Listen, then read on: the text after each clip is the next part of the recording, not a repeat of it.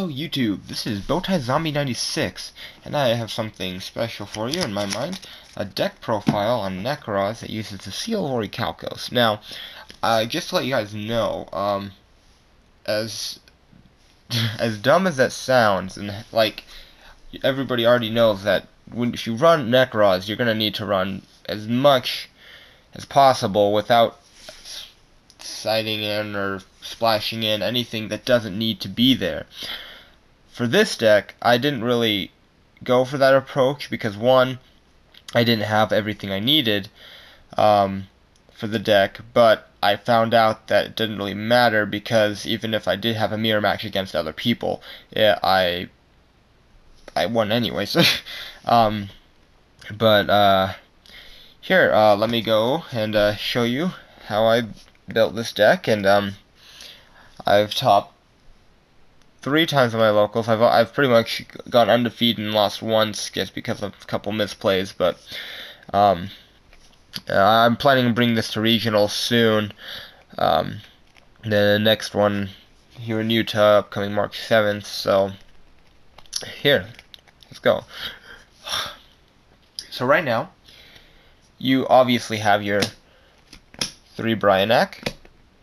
And this is your Shirk here. A lot of people say it might get hit or something like that, along with Unicorn, and I hope it doesn't, but right now, this is like, oh my goodness. Just to let you know, guys, I pulled all 3 of these. Well, I think one of them my brother got for me for a trade, but the other 2, and I also had another 2 that I pulled, like, from one box and then like a couple packs. Like, I didn't even spend that much, which, to be honest, like, was completely disinterested in the meta until I got this, and then this is pretty much like the anti-meta meta. But anyway, 3 Bryanak. There's that for you. 3 Unicorn. And Unicorn is extremely broken because it gets completely... most of the meta now uses their extra deck, and if you're going to face anybody like Burning Abyss or anything, they're pretty much bringing out I don't know, like a 2500 vanilla XYZ monster, and this just completely turns everything around. This is why you go first turn Unicorn, and then you go to Shinlock them, and yeah, they can't really do much. 3 Calosalus, or I don't know how you say it, but Colossalus. These guys are awesome. These guys help me get into the Shinlock easier. They search, and a lot of people say you should run 2 or maybe even 1, and I don't really think that because, to be honest, you need as many low-level, like the Unicorn and Calosalus, because they really help with preparation of right targets. Because there's no other one. Well, actually, you do have Bryanak and Gungnir, but those aren't really like applicable because you can't go into your cycle using this guy, or you can't grab cycle from graveyard and special summon back, and it's really, these guys are gets love. So they're gonna stay at 3 in my deck. And then we have our one-ofs in the rituals. Nekroz with Decisive Armor, and this guy's really good. I was running 2, but he was really cloggy, and I could just cycle him if I needed him again. So yeah, this guy's really good.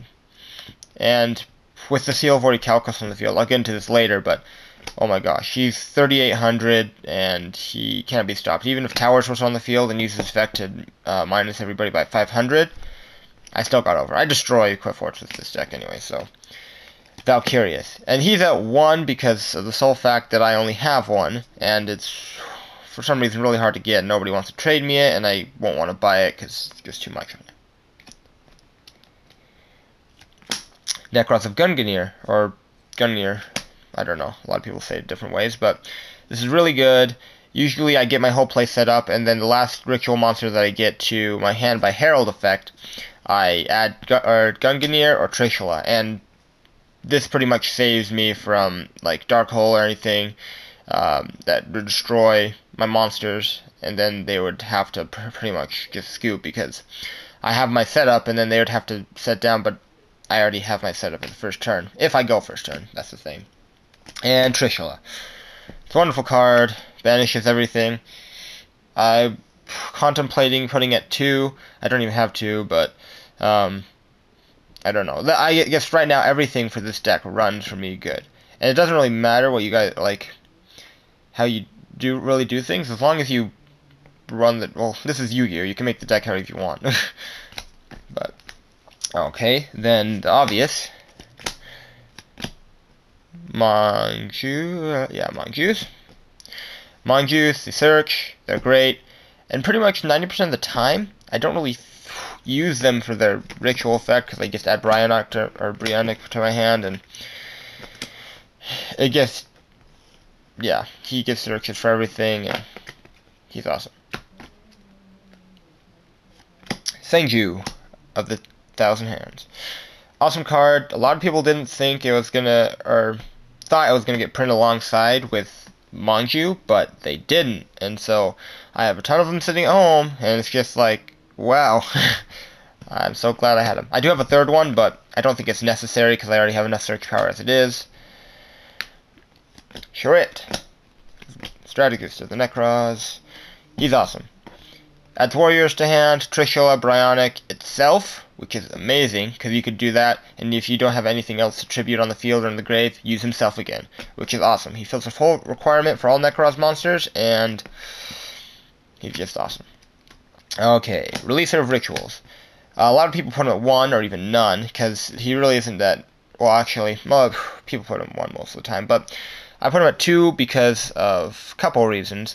First, he's great, Colossallus tribute fodder, and then you have, or Colossalus, then you have him, he could be banished from grave, he also could be set, he's a good 2000, defense booty, I don't know, and, he could also, he's a Dark Fiend, which leads into my next card, which is one of the MVPs of my deck, Skyscorned Invincil.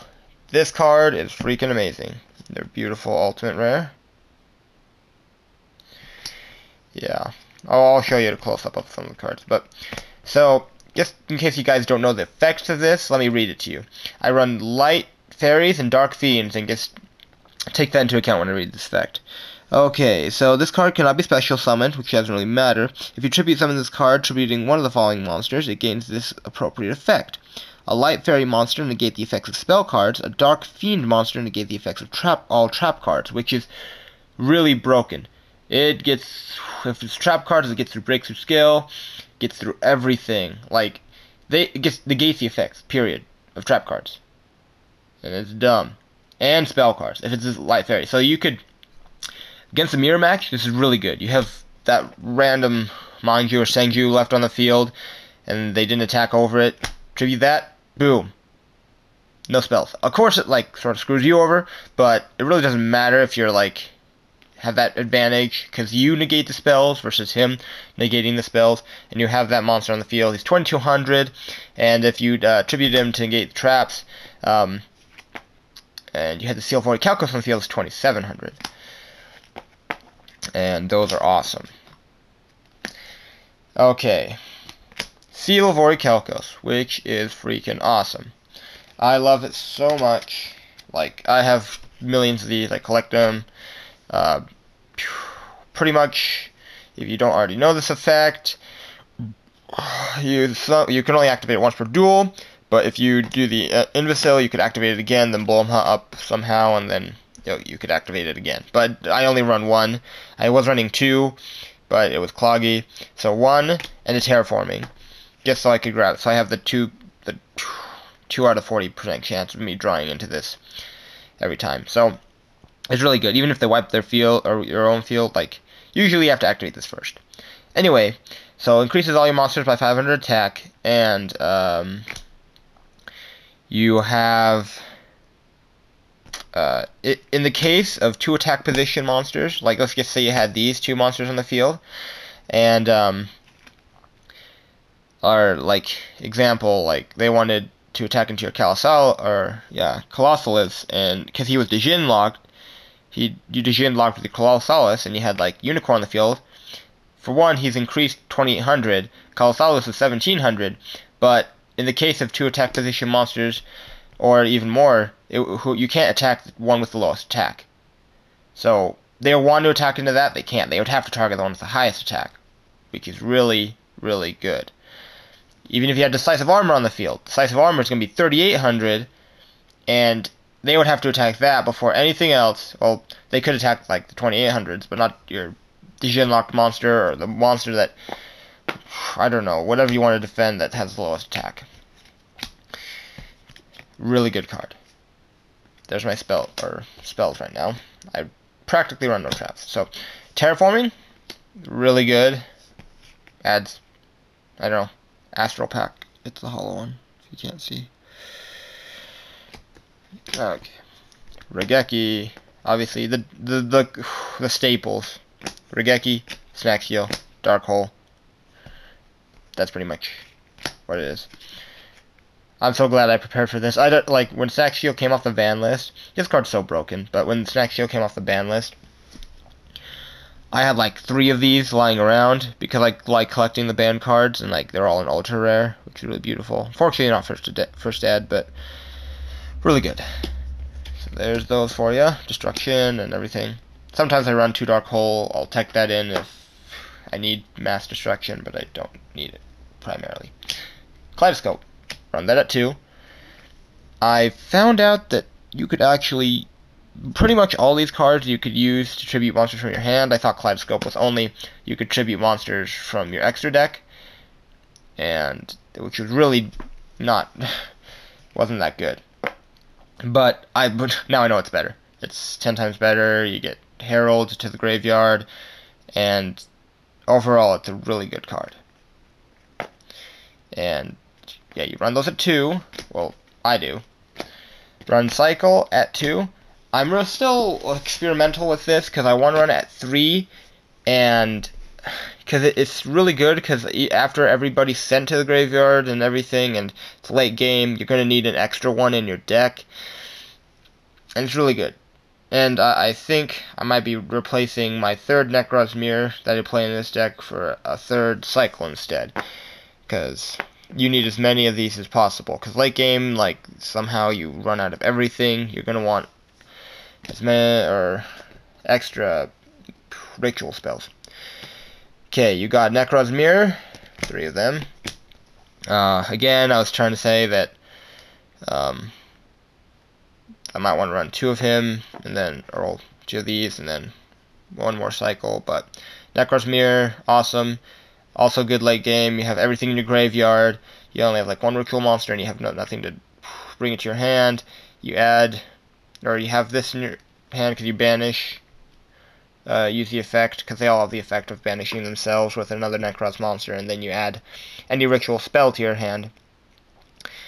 And yeah, you add this to your hand and banish, and then you Trishul or something, as long as they don't like bottomless you or solemn, whatever. Then the last 3, Preparation of Rites. Good card. Another search. You have so much search power in this deck. It goes on for days. And that's pretty much it. Here's those for you. Then all my other cards right there. Now we're going to go on to the extra deck.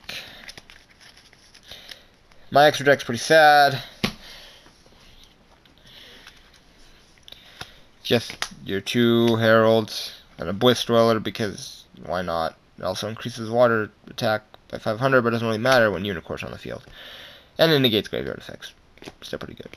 Quasar, I know it's like for the Injector play, but yeah. 5-headed Dragon for another 12-star. Stardust Dragon, 8-star. It's not a lot of these. Obviously, you know you have the effect. It has to be exactly, or not using level 10 monsters. But like not using level 10 or not using level 9. You can't do that with the higher level Nekroz monsters. But you could do this to, like, let's just say this is 3 and 6. Send this for Bryanek and Colossalus. pretty much all these are pretty much what I just explained. And then you have those two for their awesome effect of adding a ritual after you use Kaleidoscope, send that to grave. Okay, now my extra deck. 3 MST because it's really good. Obviously it's stable, don't have them in high rarity, wish I did, but you know. Spell Shattering Arrows. I would like to replace these with Fairy Winds because it destroys everything face up on the field with Qliphorts, but I found out that I really didn't need these. Nor Fairy Winds. So Fiend Sanctuary because I run no Royal Decree. The reason why Fiend Sanctuary is because it's an instant special summon of a Dark Fiend, and you could tribute him off for Invincil. Yeah, sorry, Invincil, which is the awesome monster that I just talked to you about. Can't be special summoned, but it doesn't really matter, and I know it has this weird effect, like your opponent takes the battle damage you would have taken for this card. You pay 1,000, but it doesn't really matter, so you don't want to keep that on the field. Unless it's like you want to destroy yourself. And this is pretty much that. And you tribute it for Invincil, and they have no speed, so it negates traps instantly. Reinforcements, just in case I need more draw or like Gesseric's power. Another Dark Hole. Another Shangju. That's my third one. Third of that. Third of this. And these guys. Necrophase. They're limited at 2. And you probably already know about their effect, but you normal summon this card, and it shuffles everything banished into the deck. Because if you play Nekroz, you know you're going to have late game all this stuff banished. And it's going to really stink. And you're going to feel like you're stuck and you have no more resources. Summon this guy, shuffles everything back into the deck, you have a chance. Because you banish all, like, even your spells and everything. And even if your opponent, like, activates Macrocosmos, you can shuffle everything back into the deck. Really good. And if he is banished, which I don't know why he would, you just remove from play the top 5 cards of your deck. Yeah. A couple cards that I took out of my side deck, were my Royal Decrees and my Curse Shields. Curse Shields would actually be nice, but didn't seem necessary because I guess negate spells. And the Royal Decrees might find some way to put them in without breaking the 15 limit, but there's that for you. Okay. YouTube, tell me how I did, and tell me what you liked and what you disliked about it. I really thought that since Orichalcos went with this deck really well, I think it does, like, because you don't even use monsters from the extra deck. If you didn't know that effect, you can't special summon monsters from the extra deck while you have Seal of Orichalcos on the field, which doesn't really matter at all, again. Like, really, like, this is a very, you could run this deck, like, you could throw in the cards that were useless and make them amazing. Seal of Orichalcos wasn't useless, well, in my opinion. But, yeah, tell me how you did, and, tell me how I did. But this is my first one, actually. Guess this whole deck just came upon me by chance because I decided I'd pay a little bit more money than usual. Like, not as much, but I just bought a lot of packs. Bought one box. Then I got pretty much the whole deck. So, yeah, this is Bowtie Zombie 96, and thank you for watching. Just tell me anything else you want me to do. I have a lot more deck profiles in the future, and Bowtie Zombie 96 signing out.